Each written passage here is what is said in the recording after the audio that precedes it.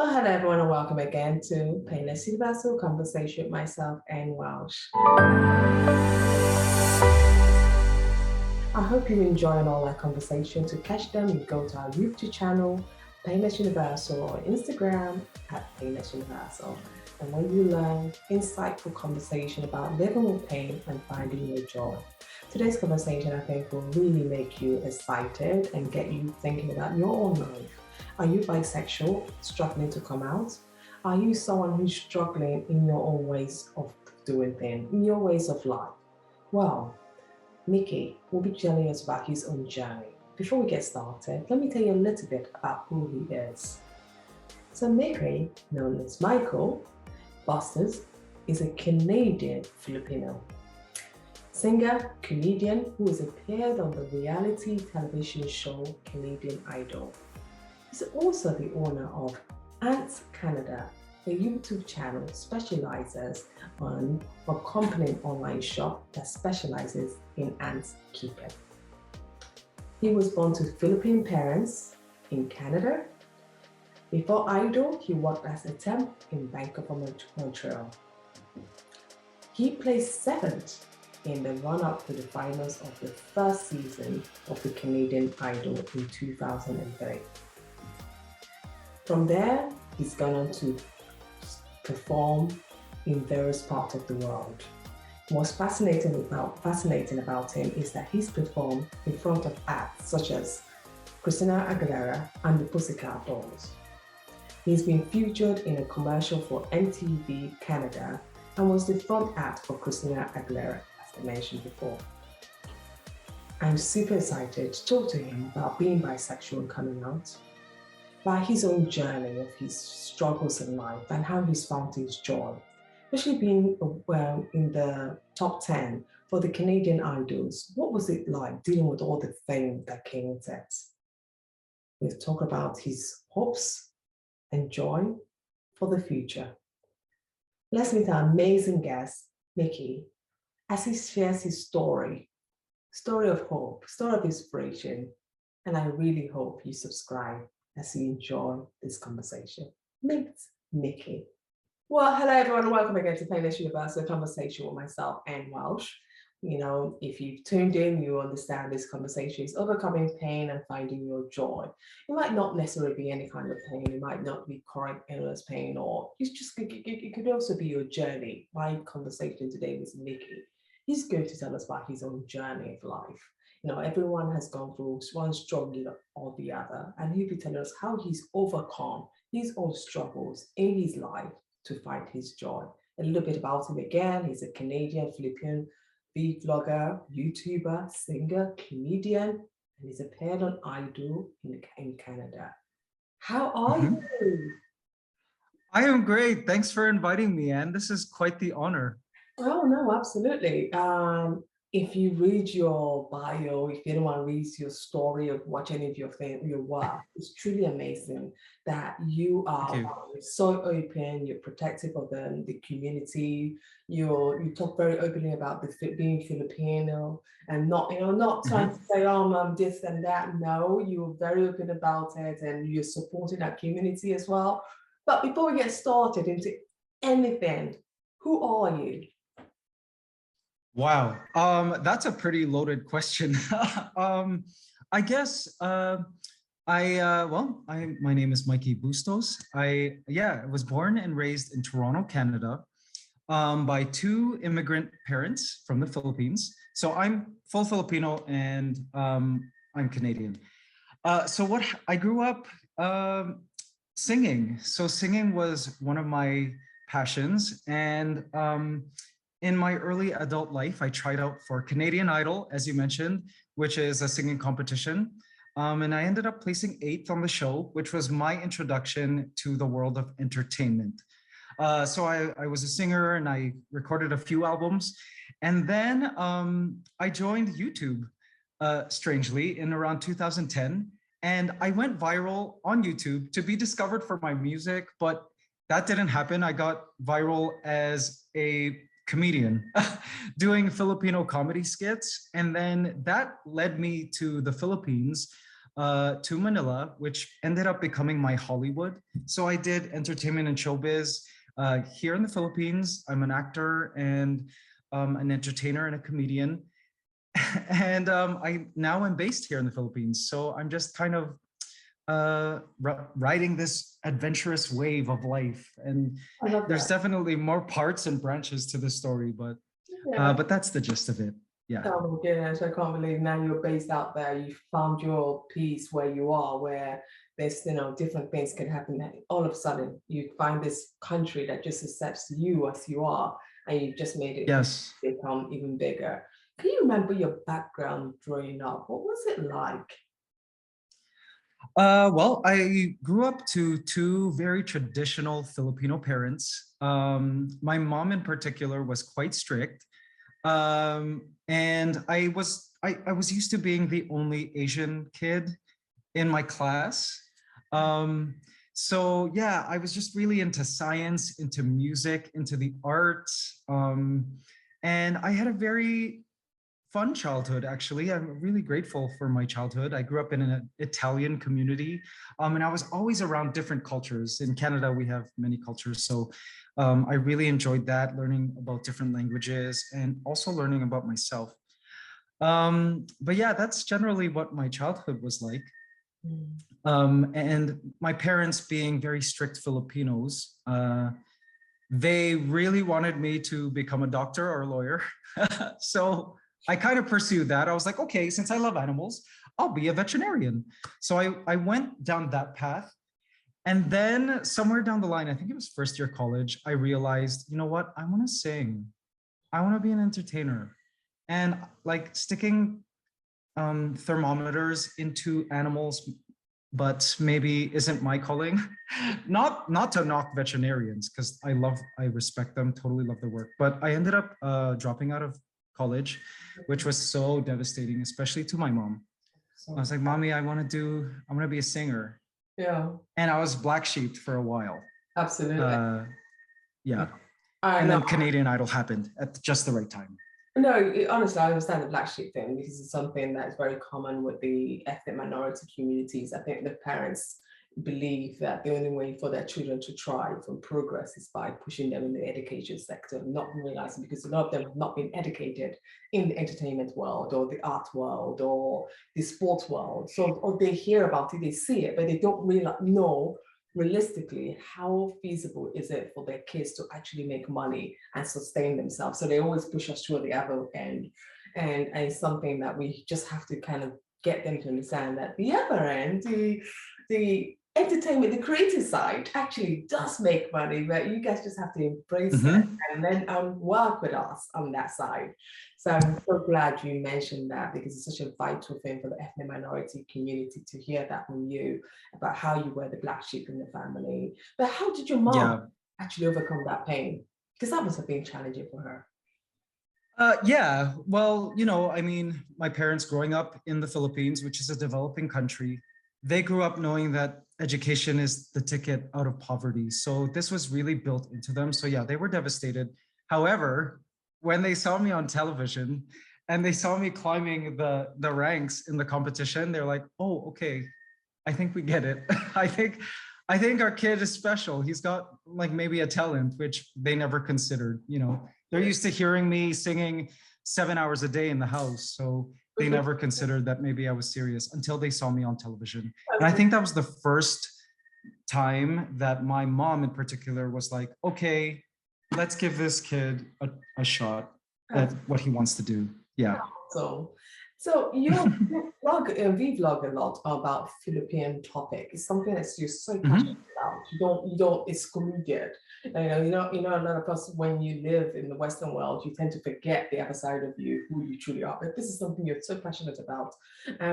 So when you look back or when you think about your existence, why is the Philippine heritage so important to you? Well, again, I think growing up as the only Asian kid often in my class or as the only Filipino, for example, in my school, other than my brother who also went to the same school, uh, you start to realize that everyone around you and everyone you look up to on television even are not the same race as you. It's a very interesting feeling that I know my Caucasian friends growing up never felt, because all their heroes are on television and they're the same race. But I think it really reached sort of like a peak anxiety level in college, because I'm like, I just want to be white. Like I realized like I'm trying to be white, and it's this weird like thing where I had like an identity crisis. But then something happened. I'm not sure what it was, but it was in my like, as soon as I hit 20, I realized that, oh, you know what, being different actually is cool. And then I started to learn more about Filipino culture. I even traveled to the Philippines and was awakened to this whole new side of me that I really felt in my DNA. And then especially moving here to the Philippines now, it's just like discovering my own clockwork, which was great. And around that time, I just started to become more proud of my heritage. Congratulations, and please keep doing this. Help the others as well, the younger generation who might be feeling inclined to move away from their own ethnicity because they're like, well, no. Normally, when you're the only one, you want to blend in, but sometimes standing out is actually quite very nice, and you have other skill set to bring to the table. So I'm so glad you. Absolutely. Yeah. So you've been Thanks. in the entertainment industry for over 2 decades now. When you look back at your life, Yes. so what are some of the challenge, starting from going to the Canadian Idol, that you had to overtake to get to yourself to where you are in this industry? Yeah, well, definitely the hardest thing to deal with in the competition was fame. I was introduced to the whole fame monster as I was 21 at the time. So that's relatively late in life. And so you would think that as a young adult, I'd be able to handle it. But no, it was a lot. If you've never experienced fame, even in just a little degree, it kind of is a shock. Having to be scrutinized for everything you do, the way you look, the way you dress, as it pertained to the competition, what songs I sang, how I sang them, how I was holding my mic. People found me annoying, but couldn't figure out what it was they were annoyed about me. And just having that all bombard to a person it's a lot to deal with. So I remember that being the hardest. And it's funny because in the competition, they offer you a psychologist on set that anyone can go see. And at the beginning of the competition, I kind of laughed at that. I'm like, what do you mean psychologist? That's kind of weird. But later on, all of us, when we were in the top 10, we all booked a session with him every day because it's a lot and I don't know how these like 16-year-olds do these competitions where they're, completely famous in their country. It's, that was the hardest, most challenging thing, I think, to master. And even today, I'm still, learning to deal with it more and more. That's true. I think. So you've told many famous performers. I was surprised you told Christina Aguilera and the Pussycat Dolls. Did you like touring? What was some of the fun adventure that you learned? And what did you learn from, because these people are quite perfectionists in the way they work. They've been doing this for a very long time. What are some of the things you learned from them as well? Well, several things. One, I love studying performers on stage. I love because each artist has a different process in how they build a rapport with their audience. And I love seeing how different performers do that.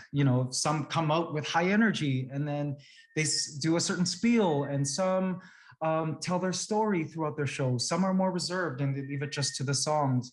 I loved that part. I also loved seeing how their team worked. I think I learned the most about the behind the scenes culture of these artists and how that worked. I thought that was really cool. Christina Aguilera's team is massive. And I just found that so cool. There's like a person for every little thing, maybe like 2 people for her hair, a person to bring, I don't know, drinks. And it's just, wow, that I found really interesting. Yes, we never see, because everyone see them from the front, but we never see the behind. Yes. And also how hard they work as well with this massive team, because it's so difficult to control who's doing what. But they seem to understand this whole technical aspect of it. And it's a big machine. Mhm. So, Mickey, you started a YouTube channel. I just launched the Yes. Painless Universal in 2020, Awesome. right? And Great. Congrats. we have a YouTube channel, and I was asked myself, how do people do this? And you started a YouTube channel called Ants Canada, dedicated Yes. to everything ants, which is now has about 3.8 million subscribers. Oh my God. I'm not a great person with ants. I see ants, I get cringy, especially when I see them. So many of them, so many of ants. I just like, oh my, that's just too much of it. But there's other people I know that just loves ants, and you're one of them. Mhm. Why are you Yeah. fascinated with ants? Why did you do this? Tell me the journey and the story behind this. Yeah. Well, us ant lovers, as I like to call them, we're a minority in the world. Most people are like yourself, where they're really turned off. They're just pests and they need to be killed ASAP. So one of my goals for starting the Ants Canada channel was to show ants in a different light, in a more human context, and in story form, in a way that's easy for uh, the regular person to identify with the ants and actually love them. And it's funny hearing it explained that way, but when you watch one or two episodes, most people get it, and they end up really feeling sorry for ants and loving ants and feeling bad that they had sprayed ants or burned them with magnifying glasses as a kid. And yeah, and it's just really grown into this really awesome community, which I call the AC family. And what's your hope for the ants in future? What's your hope? Well, I feel that once, especially the young kids, when they grow up loving ants, they it's actually a great way to promote and encourage conservation, because if you love ants, you're not going to kill them. You're going to want to help conserve the habitat that ants live in, and that kind of thing. And that's been the main message: conservation, for the channel. So my hope is that we help conserve nature and ants around the world. I hope so as well. And I hope your channel really enlightens people more about ants and knowing the value Thank they you. bring to the world as well, because a lot of us just see them as nuisance. But from your channel, a lot of them will now understand their journey and why they're so important to us and to this earth today. You're also a comedian, and this is something Yes. that just came out because the more you were doing, the more people were booking you more for the comedian side. Yes. Today's world is a very biased world where we live in, because there are people so shy about what they say, because what they say might be taken in a different format. Before, we used to laugh at these jokes. It was just a joke. It doesn't matter how offensive it might have been. We would just laugh at it and say, this person is just trying to make a joke, so this was just funny. But nowadays, things are totally different. And then it puts things into a whole new perspective. Are you fearful about the cancel culture one as a comedian? Yeah, first of all, I totally agree with you that audiences are different now than when I first started doing comedy. They're a bit more sensitive. But I've tried to always be, there are comedians who love to be dangerous. They love to keep pushing the envelope, and they feel like comedy should always push the envelope. Um, I think I'm not one of those comedians. I'm kind of, my humor's a little more light, and the main uh, basis of it is to educate about culture, about the Filipino culture, as opposed to laughing at anybody or any group or making fun of a person. It's really more about teaching than making fun. So in that sense, I luckily have had very little backlash in terms of cancel culture. The only time I've experienced being canceled was when I said something negative about some K-pop group online, which was so dumb. And that tweet went viral, and the K-pop armies like totally attacked me. And looking back, I shouldn't have done that. and should have stuck to what I normally do. But yeah, I can't, the whole thing about cancel culture is also another very big discussion. I personally don't support cancel culture. I just feel like every person is on a continual journey. We all make our mistakes. And it's kind of senseless to bring up especially something that happened like 10 years ago and bring it up to now and like hold the person accountable to it, especially if they've already said sorry for it. I'm not really, that's not my bag. It's not my cup of tea. Yeah. Yeah, no, it's absolutely, it's a devastating thing going on because people worry about creativity, but at the same time, it's a nice thing in a way because there's some people who push the boundaries a little bit too much. So it's also about the balancing out, knowing when to push, when not to really push that button because you could sit in there and you absolutely cringe. Oh my goodness, I can't believe you said that. Yeah, that kind of thing. So it's just knowing how to be still made human in the joke because it's all people. Correct. People, we're still human beings and you need to remain human. So I love the way you answered it about sticking to your boundaries, sticking to what you know and doing what you know well and keep it, and also teaching as well. You use your comedy act to teach, which is great. Thank you for doing that. We go on to this massive conversation because you came out as bisexual on April 21st in 2019. Wow, that's a big act. Say wow. I wonder, why did you feel you needed to tell the world that you were bisexual? Why did you not keep those emotions to yourself and just deal with your own privacy to yourself rather than bring it out there? Why did you do it? Yeah, well, I was actually dating my current partner. At the time, we had been dating for 7 years, and we were completely in the closet. And it's funny because I also had been running a third YouTube channel, which is a daily vlog. And in this vlog, he was my manager, which he did. He acted as my manager. He still does, and he handles a lot of my administrative stuff. But we never addressed any kind of rumors or comments in the comment section. Are you guys dating? We never addressed it.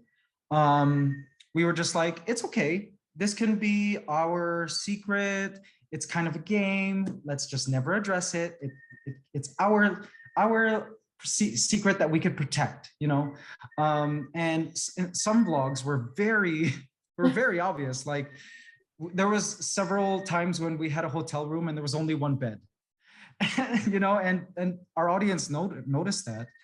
Inside, I was like, okay, some people can have rumors, but it doesn't, let's keep the mystique. I think that's what we ran with for 7 years. But more and more, I felt like having to go that extra mile to hide and cover our tracks, so to speak, was having a negative impact on our relationship. Somehow we couldn't figure out how, but we would get into a lot of fights. Things would be a lot of tense between us. Sometimes there were mood swings, especially with my partner. And there were days where he was like, I'm so frustrated because we can't do this because we're hiding. There were situations like that, none that I can think of off the top of my head, but I didn't realize how beneficial coming out would be until we actually came out. It almost like it fixed 80% of our problems in our relationship. We didn't fight as often. Now our quarrels are just very infrequent. They actually almost never happen anymore. We can be free, when we're backstage and filming and, there's all these people around us. We don't have that cloud over us where we feel like we have to hide. We can hold hands in public. We can take pictures together. Just random things that couples normally do that we couldn't do for 7 years that we suddenly could do. So it was almost like this awesome rebirth. And yeah, we loved it. I'm glad we did it. When you came out, how did you think your work and you coming out has helped the others who are struggling to find their true identity? How has this helped others? So like, how has it helped? Like, you mean like work-wise? No, no, just in terms of other people who are looking up to you, who are struggling. I don't know if you Oh, got comments from other people saying, "Oh, mhm. I'm so glad you came out. That I'm struggling here." Yes, I don't know. Did you get any of yes. those? Oh, a huge outpour Yeah. of love, not only from the LGBT community who are now like suddenly like wrapping a blanket around us, going, yay, but also those who are closeted like us. I got so many messages. I still get messages today saying, Mikey, I've been dating my lover for this many years. We're in the closet. How can I come out and tell my parents, tell his parents or her parents? Um, lots of messages like that. And some who even said, I came out because you guys came out, which was so great. It just causes this cool like chain reaction of people going, oh, it's safe now. Okay, let's do it, kind of thing. And that made me feel so good And how do that I you helped feel? other people live more authentically. What about your community, your parents, when you came out? Or did they know before, or how did your parents take it? Yeah, so I think I think my mom had suspicions growing up because I don't know, there's something between a connection between a son and her mom. Oh, She just absolutely. kind of knew, but she just waited for me to confirm. My dad was kind of shocked. He's like, how did you get that? Like as if it was some kind of disease or something. Like, I put you through karate and basketball as a kid, like in sports, like how did you become gay? Um, and I had to explain, I'm like, Daddy, I think I was born this way. I dated girls, but now I'm dating RJ, who my family already loved. So like that helped things too. Mm. In terms of my friends, they all knew. They all, it's part of Filipino culture to make chismis, as they call it, which is like gossiping. Mhm. And they had all gossiped this like years before. So that was easy. They're like, oh, we knew and we're glad. And we just cheers to that and we all got drunk. So that was great. Yeah, that was really a relief to have a generally positive reaction for the most part. And I know because it could be difficult that so many people are so scared, especially different parts of the world. And this is why I was so surprised that from Philippines that your parents were able to accept it because other parts of the world, there's still that numbness towards it. So what would be your hope? Yes. What's your message of hope to other person if you to give them an advice right now? Well, I respect, first of all, anyone who chooses to stay in the closet. Because I feel like sometimes there's all this talk about live authentically, you must come out. Mm. But as someone who was closeted into my late 30s, I don't regret staying in the closet that long because before that, I probably wasn't ready. And some people haven't even admitted to themselves yet. They haven't come out to themselves that they are LGBTQ. And that's a whole other journey, which needs to be dealt with first before you come out to the world. So for those of you who are on this journey and you feel like you're not ready to come out, don't feel bad about that. Really take your time. When my partner and I came out, we had reached that point where every cell in our body were screaming for us to come out. Like we were ready. This was it. Like it was do or die. And we knew like if there is a time, it's right now. We knew it in our bones.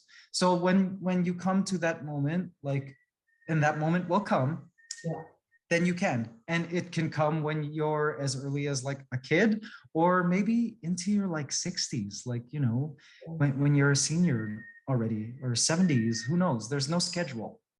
Well, Mika, I love what you said. My final question before I let you go is that there must be some memorable moments from all your performances. You've done so much.